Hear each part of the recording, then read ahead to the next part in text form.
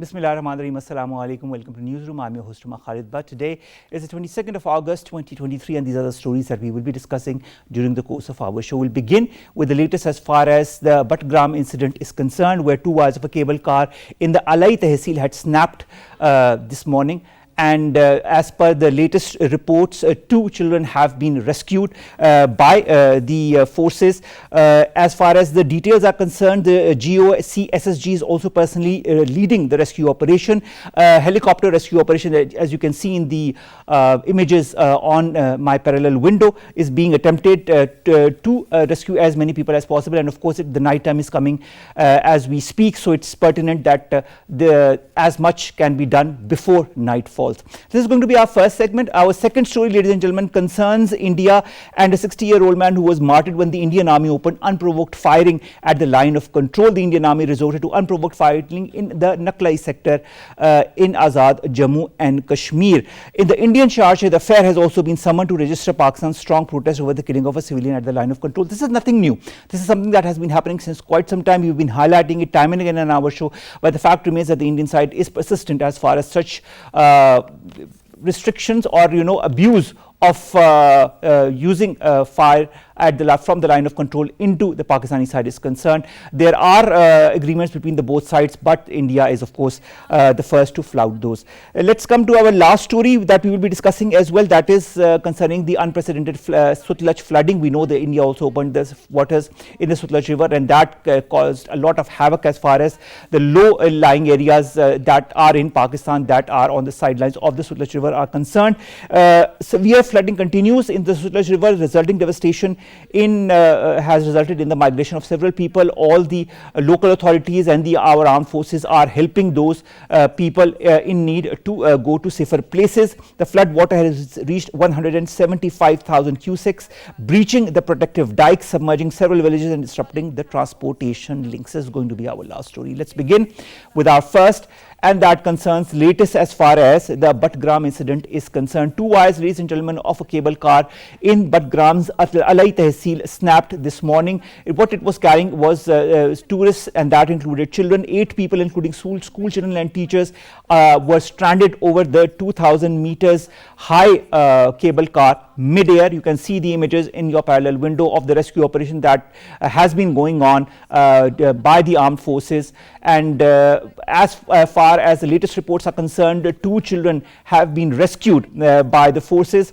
The children who have been stranded since 7 in the morning, and now of course we are 7 in the evening, past 7 in the evening, were using the cable car to go to school in a mountainous area in Butgram, about 200 kilometers north of Islamabad. This is also a place where a lot of tourists go, and this cable car is used very frequently by a lot of Pakistanis and foreigners alike in order to see the scenic areas that surround this cable car when it goes from one area to the other. But the fact remains that this unfortunate incident has happened.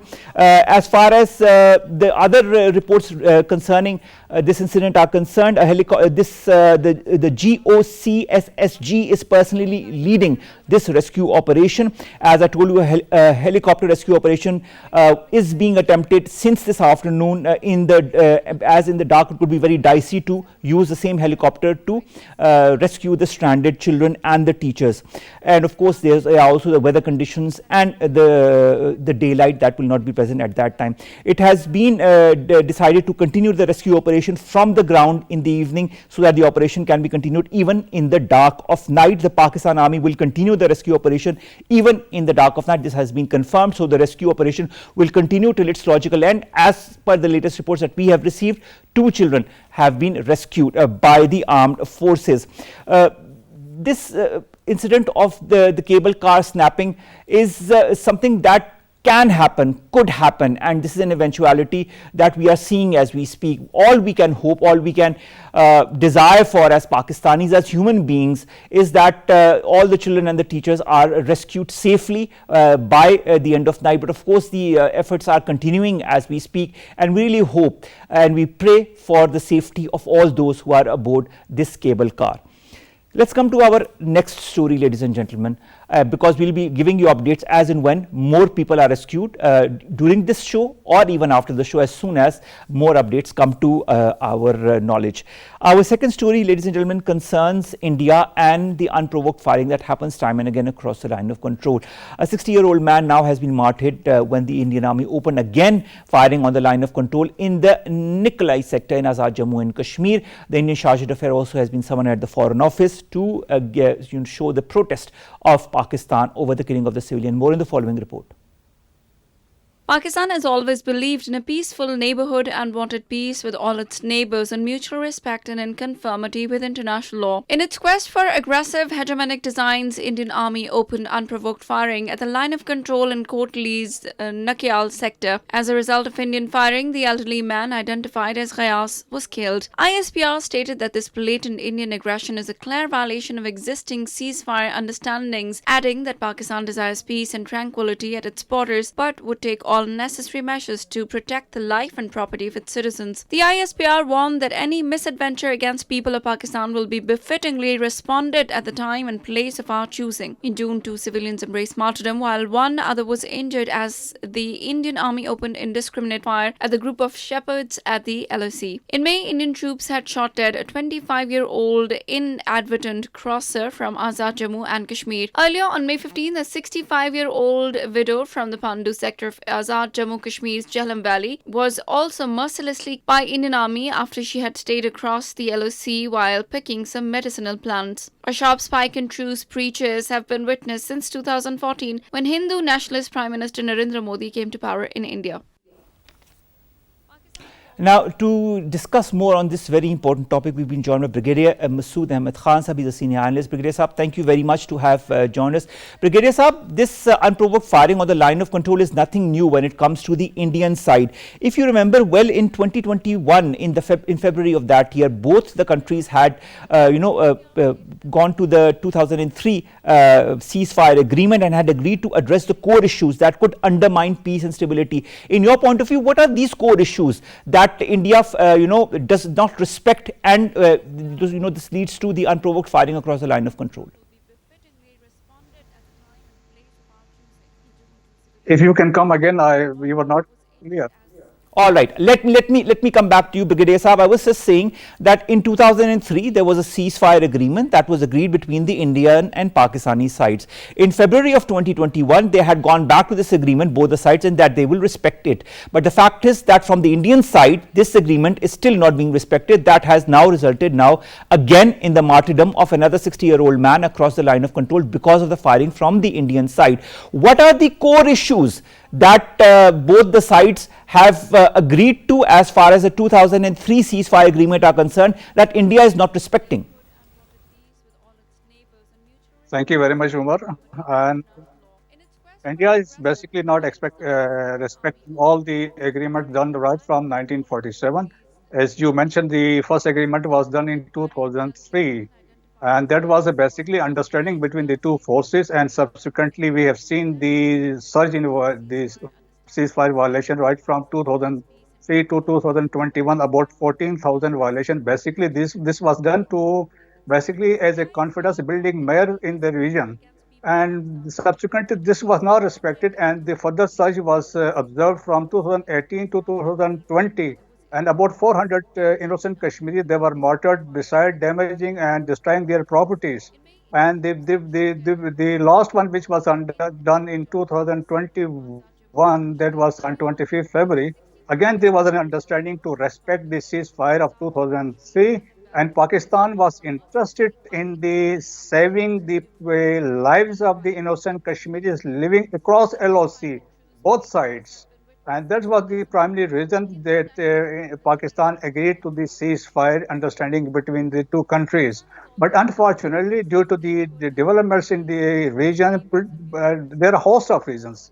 Indians they are not honoring the commitment which was made with the Pakistan army.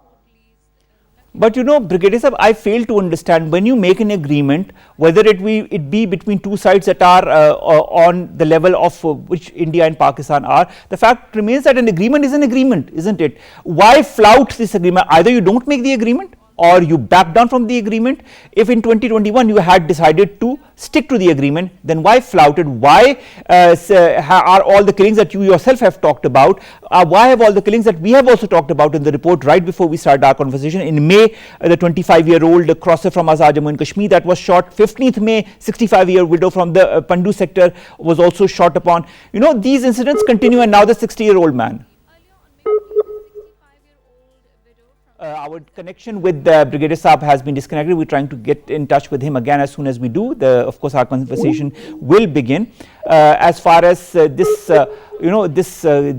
killings from across the line of control are concerned, as we said, and as also was highlighted in our report, this is nothing new. Apparently, it feels as if this is a deliberate provocation from the Indian side to kind of get some kind of response from the Pakistani side as a result of this unprovoked firing.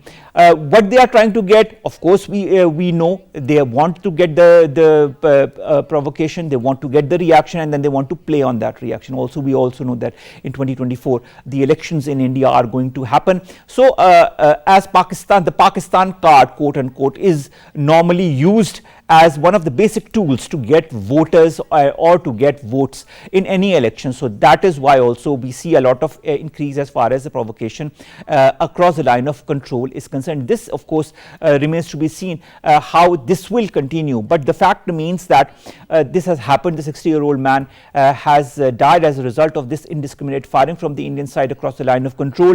And as a result, of course, from the Pakistani side, the reaction has been that the Indian Charge d'Affaires was summoned to register Pakistan's strong protest over the killing of the civilian at the line of control. Mr. Ghayas, who was a 60-year-old civilian resident of Oli village of Kotli district, passed away as a result of the firing of the Indian forces. And of course, as I told you, this happened in the Nakyal sector of the line of control on the 21st of August 2023. It was also underscored when the Indian Charge d'Affaires was summoned at the Foreign Office that such acts are a clear violation of the 2003 ceasefire understanding that was reaffirmed in February of 2021. It was also stressed that utmost caution should be exercised by the Indian forces as targeting innocent civilians is contrary to human dignity and international human rights and humanitarian laws. The fact remains that when it comes to international laws or humanitarian laws, India more or less does not respect those. We've seen a lot of that happening in Indian illegally occupied Jammu and Kashmir. We have seen that happening in other parts of India as well. We've seen that happening in Manipur. We've seen that happening in Haryana. We've seen that happening in so many other parts of India. India does whatever the Indian government, at least under this current government of the BJP, following a certain doctrine or a certain philosophy or a mindset, they are moving ahead or going ahead with whatever they want to do, and all human rights regulations or rules do not count for them. But this said also, there is more or less of a silence as far as the West is concerned. There are statements that come up, but nothing more happens. Brigadier Masud Ahmad Khan Sahab has joined us again. Brigadier Sahab, thank you very much to have joined us. Brigadier Sahab, as I was saying, and you were also talking about the ceasefire agreement that was signed in 2003 and reaffirmed in February of 2021. Yeah. Do you feel there is any significance? Do you feel, Brigadier Saab, that there is any significance of the disrespect of that ceasefire agreement now since the last few months? It happened in May, it happened in June, and now it has happened now in the month of August. Basically, yes. There are state elections in 5 states of India, and subsequently then they are going to have general election next year in May 24. So they are basically preparing grounds for that, and they are trying to create and hype a situation along LOC, and they are provoking Pakistan to take some action so that they can exploit the situation accordingly. Moreover, this G20 summit is planned on 8-9 September. So this is.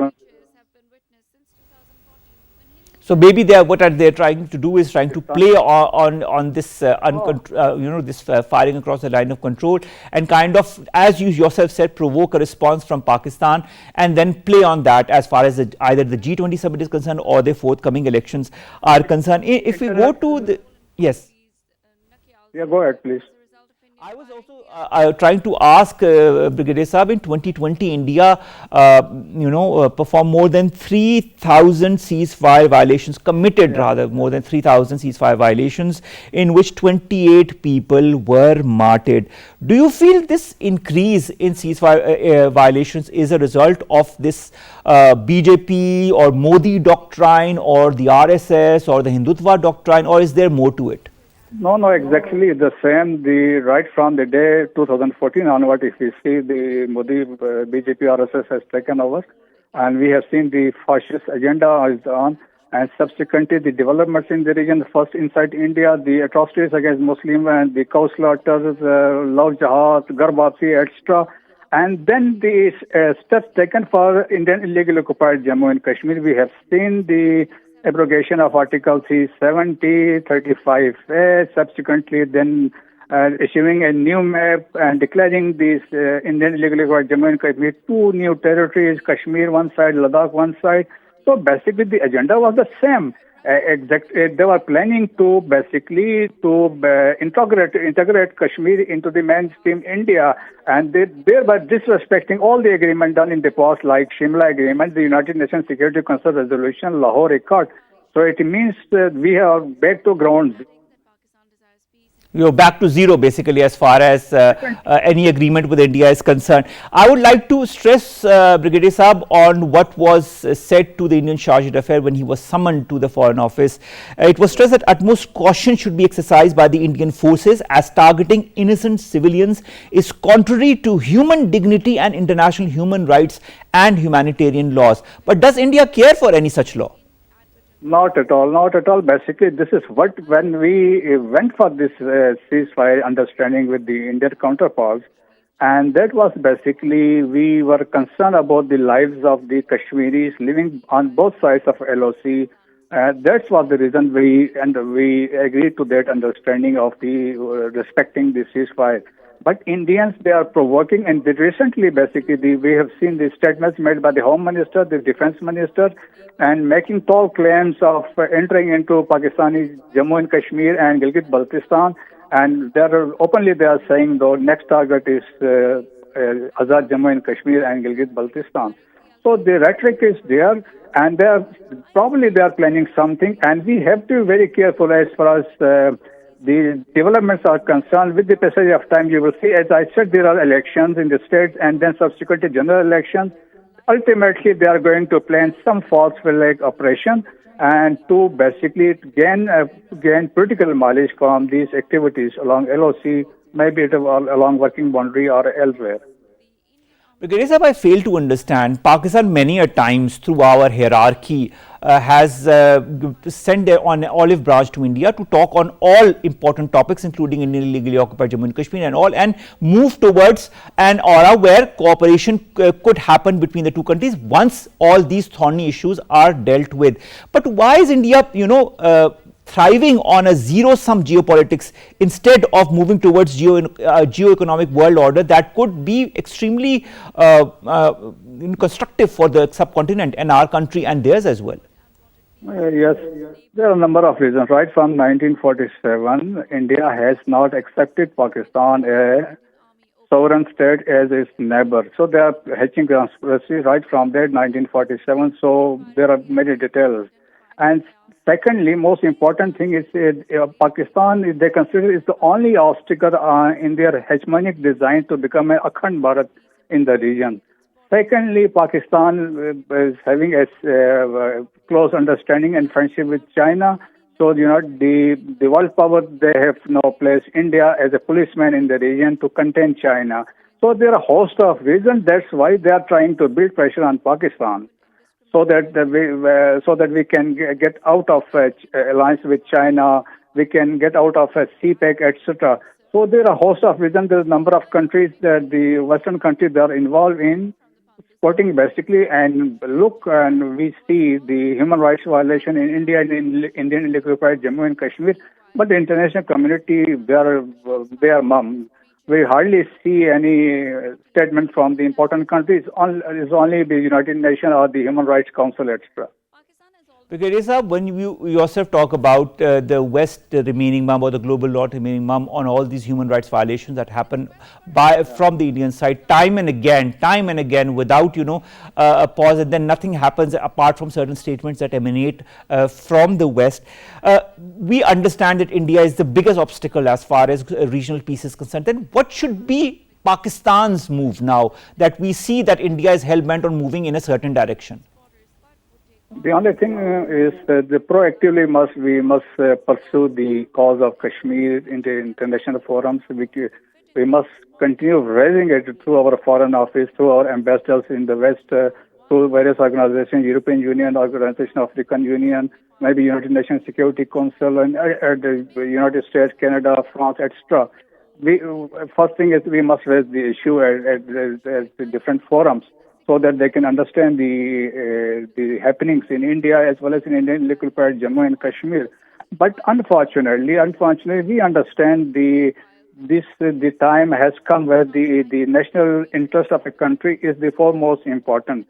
So we have to act accordingly. Then we have to raise the issues certainly at different forums. But as a responsible state, we can convey our concerns to the international community. That is the only thing we can do. And through Organization of Islamic Conference and other vias, we can raise the issue to show the world that the happenings in the region, the violation of ceasefire, and the atrocities being committed by Indian security forces in the Indian occupied Jammu and Kashmir. So that there are so many things. So now it is up to us and the international community to act responsibly, to understand, because South Asia is a flashpoint, because both the countries are nuclear power, so anything can happen in this region. So therefore, it's very important that the international community to take the things serious as far as South Asia, the relation between the two countries is concerned. And Jammu and Kashmir is no doubt is the unfinished agenda of the partition. Unless the core issue is not settled, I don't think so the things will be settled in South Asia. Thank you very much, Brigadier Masud Ahmad Khan Saab, senior analyst, to have joined us, to have talked to us about this unprovoked firing across the line of control that has again resulted in the martyrdom of a 60-year-old man in Azad Jammu and Kashmir. And the fact remains, this is something that has been going on since quite some time, and every year we hear of such ceasefire violations. But as Brigadier Saab said, now it is the responsibility of Pakistan and the West in order to exert pressure on India so that it reverts to its tactics that it has been putting into place as far as illegally occupied Jammu and Kashmir and Pakistan are concerned. Let's come to our last story, and that concerns flooding. And of course, with respect to Sutlej River, we had talked about in the past as well in our shows on how India had opened waters into the Sutlej River, and that has created the havoc that it has as far as the latest reports. The districts of Kasur, Okara, Bahawal Nagar, Pakpatan, Vihari, Bahawalpur and Lodhra are identified as vulnerable and at risk areas. A lot of people have now shifted to safer places as well. More in the following report.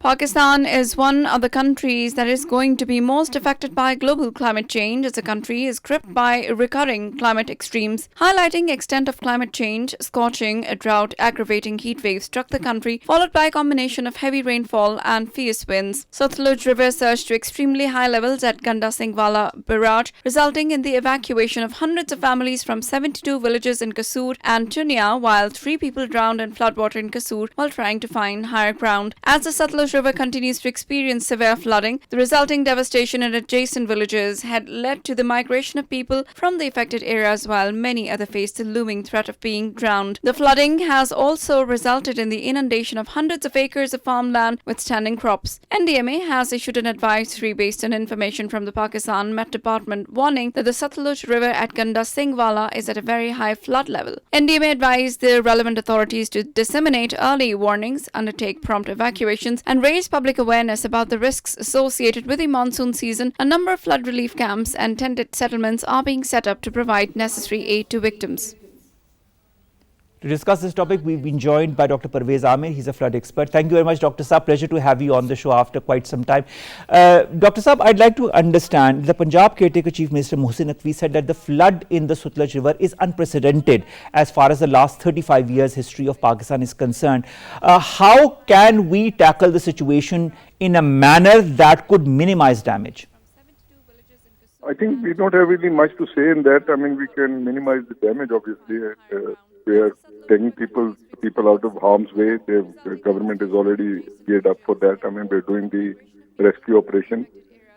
This is unprecedented in terms of for the last 35 years. I mean, as you know very well that in Pakistan's case, I mean, this Eastern River was given to India in 1960. So basically the flood situation is controlled by India. I mean, they've released out of two dams they have. One is Bakra. They released about 75,000 cusick from Bakra and about 140,000 cusick out of the Pong Dam. So India controls that particular part. And what we have is we have some early warning. Pakistan has some early warning both from India and also from within our flood forecasting system. So yes, we could have prepared for that, and we are doing the best we can. You have to take people out of the harm's way. And I think what you're going to get, the situation is that you're going to, out of Had Islam, you're going to get something like 300,000 plus cusics going out of that, and that's going to be the sort of big challenge for Pakistan, for a big challenge for the Punjab government at least. And but it's still going to be less than what you saw in 35, about 35 years back. I mean, that way it has capacity for about 400,000 cusics. So, I mean, from that point of view, we are, I think, well placed for that. All right, Dr. Saab, I'd like to understand, now that we know that India spills out water in the Sutlej River, and that creates a huge influx of water in the Sutlej River, do you feel we can take certain measures that the water that comes from the Indian side could be used to our advantage? Oh, yes, certainly. What we need to do is we need to do three things. First of all, what we can do is we can go for barrages. You cannot build a dam on our side. I mean, there is no area where you can do a dam. You can have pondage areas and you can have barrages. You can add one or two barrages. It's just a matter of quickly surveying that part. Then what you need to do is you need to do diversion. You need to divert this water, which is highly valuable water. You need to divert it to the Cholistan. You need to divert it to Cholistan. From there, you take it through Hakla. You can take it all the way up to Sindh and even feed up your Tharparkar desert over there. And I would like to add one more thing, that this is, while this is creating a nuisance for Pakistan, I mean, in the short term, it could have a long-term benefit also, I mean, what Pakistan is doing is, in the Cholistan desert, we are enlisting about 15 companies internationally, who are already sort of scouting around. They're already making agreements to bring in corporate agriculture. So that area, it's very important that we feed part of that area with this water. I mean, this is a God blessing. For me, it's a blessing. It's an opportunity for Pakistan. So we feed that in. You have $150 billion business opportunity over there. Besides saying that, we need to sit with the Indians. We need to sort these things out. The economic and social cost which Pakistan is incurring, Pakistan has really nothing to do with it. I mean, we are not at fault. I mean, we gave them the river. They are the one. What they do is they store what they can, and then they divert to the Indira Gandhi Canal, the Rajasthan Canal, what they can. Whatever is excess is going to bear the lower riparian. We're going to continue to face that music. So these are the three areas. The second important thing is to make sure that people get out of this habit of getting into the harm's way. I mean, we are putting in settlements. We are cultivating those riparian beds. You have to get out of that. But take this as an opportunity. It's a temporary phase. I mean, it's going to be 2-3 months. I have one cousin in Bhavalpur. He was very happy. I said, why are you happy with this flooding situation? He says our groundwater table is going to go up. I mean, it will go up by 30-40 feet, and then it's a resource for the next 5-6 years. And the same is the situation on the tail end. You can divert part of this water to your canal system also. Although the canal department doesn't like that, because they have to then clean it up also. But on the tail end is the one at the end. I mean, if you can plug in some of this water over there, that will raise the water table, and then that can be used for agriculture in the future. All right, Dr. Saab, I'd like to decide it's very good, whatever the methodology that you are implying or alluding to. But how long can this take? Can we do this in time for 2024? Oh yes, you have to. Look, this flood came after 35 years. The future floods will come every 3 to 5 years. That is the whole game changer. These are not going to be long-term projections. Every third, fifth year, you're going to get the similar type of floods. You're going to get another flood-like situation on Jhelum right now. I mean, the dam, Mangla Dam is full. They're going to make some releases over there, and this is going to be a continuing process over here in the Indus and over here. So we need to go in a short term. We can go for some barrages. We need to do a very quick survey, and we need to get this water out into the deserts as quickly as we can. We do a lot of lip servicing. They do a lot of talk. And this is, how do we finance it? We partly finance it through the corporate agriculture contracts which we are getting into with the Saudis, with the Qataris, with the UAE, with the Kuwaitis, and another whole amalgam of about 8-10 countries. We need to put a cess over there, and we need that money so that this water, which is very valuable water, could be diverted into these deserts, particularly Cholistan for the time being. And we also have to get back on, as I was saying with the Indians, they have to start kicking up some money, and internationally Pakistan should make the reasonable noise for that we are the lower riparian, we're suffering unnecessarily, and we don't need to have our livestock damaged. We don't need to have all these problems which are social costs and economic costs which are being incurred on Pakistan. And for no fault of ours, the treaty very clearly specifies. And these climate change and the environmental flows part, this was not a part of the original treaty. It was never part of the original treaty. At that time, there was no climate change in 1960. So it's a new factor. We need to sit on the table. We need to sort it out. Bring in the World Bank back in there. That we are incurring this cost. Please help us out. And these are the 3-4 strategies I'm laying out for you that these could be ways forward for Pakistan. All right, that's a very interesting 3 or 4 strategies that you have put forward, and I hope that that it's going to the right ears. Now, you talked about the people who come in harm's way. A lot of people, even this time when the floods happened in the Sutlej River, a lot of people did not want to leave their homes or the places where they had their embankments, and Section 144 had to be imposed so that those people could leave, could be displaced to safer places. I'd like to understand how can we change the mentality of those people who are, as you pointed out also, lying in harm's way and in the way of the floods or the waters that recede when a flood happens. What are the urgent need of the flood affected population, and what should be the conflict sensitive approach to address their needs? Let's take the first one, how do you get these people to come onto the table, that you have to get out of harm's way. People will not, because see, these particular rivers, the eastern rivers which we gave out to India, Ravi, Beas, and this one, Sutlej. People normally think that, it's never going to come, it's never going to happen, So these areas have been taken out by big, large mafias. They pick up those areas and then they settle some of these people. Then there are others who forcibly taken because it's no man's land, You go into a bed and there you start cultivating. That's what you're seeing in Ravi. It happens also in the Ravi River over there. So, and these people normally keep 2 abodes. One abode they put over there, which is considered a temporary abode. Then they have another one which is outside the embankment, and then it's at a slightly distant place. But till the last moment, they keep on waiting because they have crops there, they have their livestock there, they have their belongings there. They don't want to leave. So it's a matter of coming up with some cooperative arrangement where you can give early warning and then ask these people. First of all, you can put some penalties on that also. It's a freebie. The government needs to come out and spell a policy, that, okay, over here, the society should not be incurring this cost. If it's going to be every 3rd, 5th year, why should Pakistanis, we all have to pay from our tax money that, now you rescue these guys, whereas they're already in the harm's way. So I think part of it, education, part of it is going to be disaster risk reduction. There are strategies in place for that. That's one thing. And your second question is, okay, how are people going to be affected? Livestock, this area, you start out of Kasur, from Ganda Sangwala. This is Pakistan's prime livestock area. We have some of the best breeds in the world in this area. The buffalo is enjoying it. The Pakistani border buffalo, which is the Neeli Ravi buffalo over there, they're enjoying it. They can swim into these Sutlej rivers for continuum. They've been doing that for thousands of years. So that species is surviving. But some of the other species which are over there, livestock like the poor people, these cattle who are keeping the goats and their other livestock, that's the enterprise which is hit the most. So first of all, provide feed for them, provide shelter, human shelter. Take the people out, provide, and do an emergency assessment of that area. How do you immediately start throwing feed? Through choppers, get them to whatever means you want to use. This is an emergency for Pakistan. So get that feed in and let's save our livestock. Then comes disease. This is going to be the second part of it. It's going to be disease. Take care of their food. They're going to lose a lot of the belt. This is a rice belt also, They're going to lose their fodder. They're going to lose that area. We come back in and we say that, okay, you need to be compensated. We need to help you out there. But build a long-term strategy. If you don't have a long-term strategy, as I said, every third, fifth year, you're going to be incurring these costs.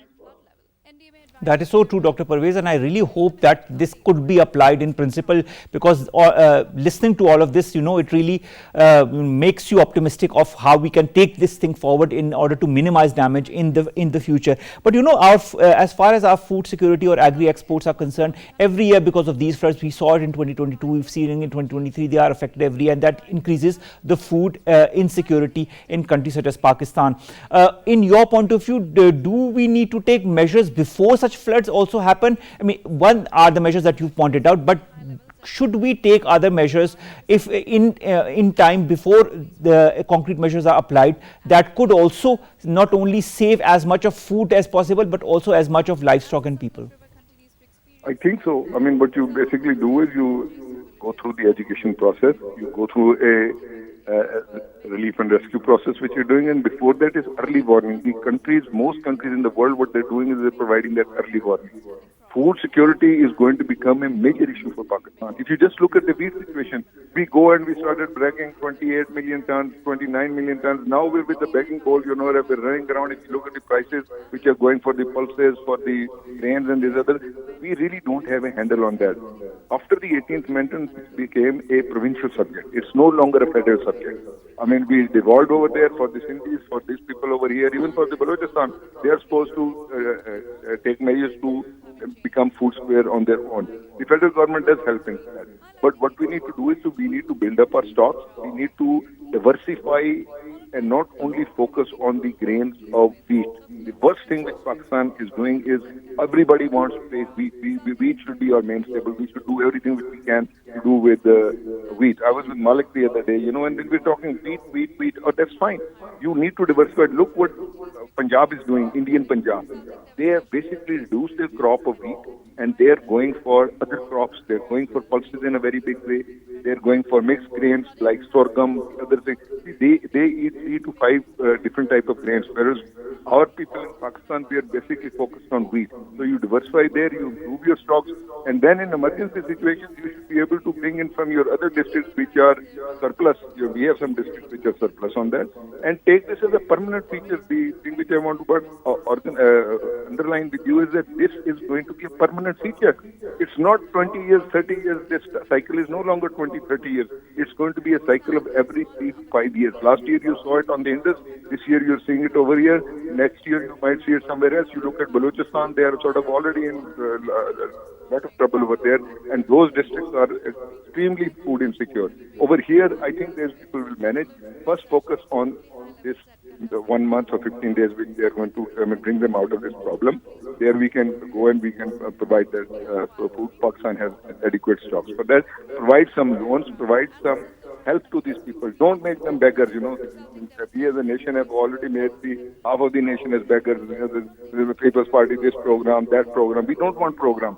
People should take it out as loan, take it out as insurance. We need to look very carefully for this area for future insurance potential. That, okay, these people should be insured. If they're going to be living over there, they should pay a premium, and that premium then goes back into their welfare. All right, extremely interesting what you are telling us, Dr. Pervaiz. Also, when you look at the way India, opens the water gates as far as the rivers that enter into Pakistani territories are concerned, do you feel Pakistan has any legal option whatsoever to counter what India is doing? I certainly think so. I think this is a time which you go with the arbitrator, you go to the World Bank, which brokered this treaty. I have been a proponent of this, that there is 3 areas. One is surface water, which was not part of that treaty. Number 2 is climate change, which was not part of that treaty. It was not. And number 3 is environmental flows. A minimum amount of water has to come out of these rivers so that the aquatic life, the biodiversity that we take care of. Sit with the table, and if India doesn't want to talk about it, I think we need to knock the doors of people back in Geneva. We need to knock those doors, and we need to knock the doors of those who brokered this deal.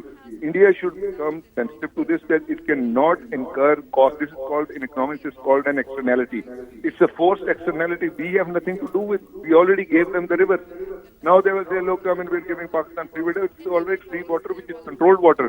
This is not free water. This is excess. India is storing whatever it can. It's diverting to Rajasthan Canal, whatever it can. And if it's above that, then let it go to Pakistan. Let the people drown over there.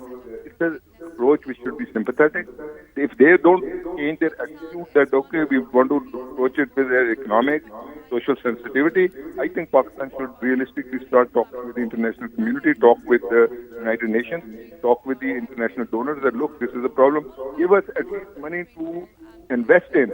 I mean, if they are incurring the cost, give us the money to do the 4 or 5 barrages on this area, the diversion plan, which I'm saying, and even the new guys which are coming with $150 billion plus, you know, in this corporate agriculture, they should put the bill, and Pakistan should save itself, not only on this river. A similar strategy may be needed for other rivers, you know, below Panjnath. I mean, what you saw last year in Sakhar, it has to be a comprehensive strategy.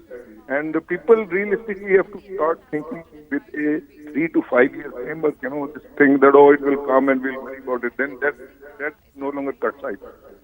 All right, Dr. Pervaiz, last question to you.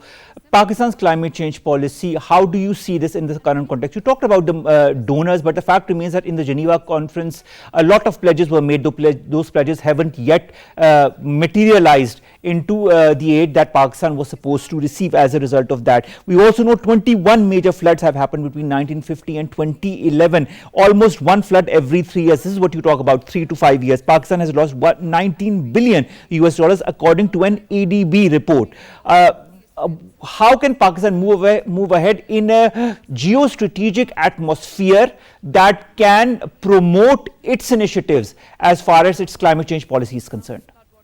I think Pakistan made an effort. Last year we started off with a $50 billion cost on our 2022 floods. We made a lot of noise. I mean, Gutierrez came here, United States Secretary General, they all helped out, you know. That was a good, nice talk. That came in very well. We had a couple of conferences, you know, people went over here, big, large entourages, including Prime Ministers, the foreign ministers, and this and that, you know. The last 16 months, we had a big parties in a lot of these places. The fact of the matter is that money never matured. I mean, pledges are made. Pledges don't mean anything. The international community will come project to project. They will come basically as soft loans or grants in some cases. They also will make sure that that money is put to good use. One of the main problems with the developing world right now is nobody wants to give money for climate change. They worry that this money goes in, either it will go for an election or it will go for some other places. So you have to come up with very cogent and highly prepared professional proposals.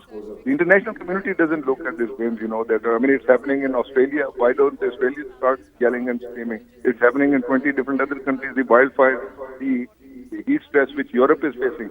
They have their own problems. Climate change is not catered to one particular country, though we are a very vulnerable country. We have to make a case. We have to start realistically talking that this thing is coming again and again. Pakistan needs the funding. We are willing to chip in, like Bangladesh is doing. You chip in, you show projects that, okay, we are putting in $500 billion. Please come with $2 billion with this. I mean, we just don't have the resource. Unless we have this, we're going to run this. And then is the agitation doesn't help. Making yourself a case for vulnerability doesn't help. It is coming with cogent proposals. $200 billion are available for the Green Climate Fund. Pakistan has only got $4 million out of that. Now, whose fault is it? I mean, we are unable, we can beg and scream and yell. That doesn't help. You have to come up with solid proposals, solid international cooperation with the international donors that, okay, this is the project, this is what we want to do, we want to fast track it. That's the way forward for Pakistan. All right. Thank you so very much, Dr. Pervaiz, Amir, flood expert, to have joined us, to have talked to us and to have given us so many suggestions.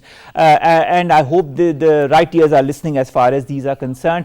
Pakistan, of course, needs to move forward. And of course, I hope that the world adapts the Pakistan climate change policy and adapts to the needs that Pakistan has as far as these floods and the climate change that Pakistan is being affected by primarily is concerned. With that, we come to an end of today's newsroom. We'll see you inshallah tomorrow with news story segments that pertain to us, you in Pakistan. Allah Hafiz. NDMA has issued an advice.